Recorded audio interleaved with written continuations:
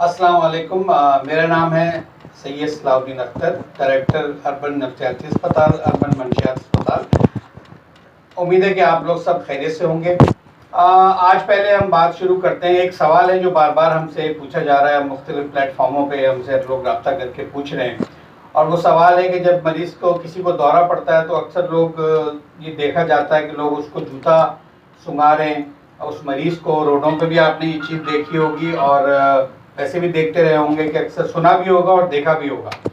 तो लोग ये पूछते हैं क्या जूता सुंघाने से जो है वो दौरा ख़त्म हो जाता है या बीमारी कम हो जाती है।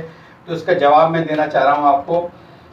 जूता सुंघाने से बाद लोग कहते हैं चमड़ा सुंघाने से दौरा ख़त्म हो जाता है, तो वो जूता आमतौर पर चमड़े का होता है समझा जाता है, इसलिए ये लोग कोशिश करते हैं।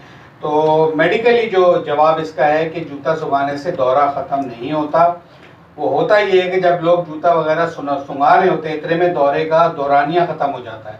अगर दौरा 30 सेकंड का है, इतने में जूता उतार के कोई ला के सुंघाएगा तो वो 30 सेकंड ख़त्म हो जाते हैं और दौरा खुद ही ख़त्म हो जाता है। तो जब तक वो सुंघाते हैं और लगते हैं तो दौरा ख़त्म हो जाता है। तो लोगों की गलतफहमी पैदा हो गई हमारे माशरे में, तो बड़ी जल्दी गलतफहमी को परवान चढ़ाया जाता है कि ये इससे ठीक हो जाता है। दौरे की बीमारी मिर्गी को जूता सुंघाने से वो ठीक नहीं होती, ना दौरा ख़त्म होता है। गलतफहमी लोगों को इसलिए हो गई कि जब तक लोग जूता लेके पहुंचते हैं, दौरे का जो टाइम होता है, ड्यूरेशन होता है, वो ख़त्म हो चुका था और दौरा बंद हो चुका होता है।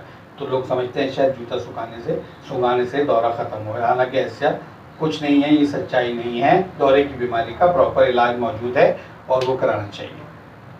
बहुत बहुत शुक्रिया।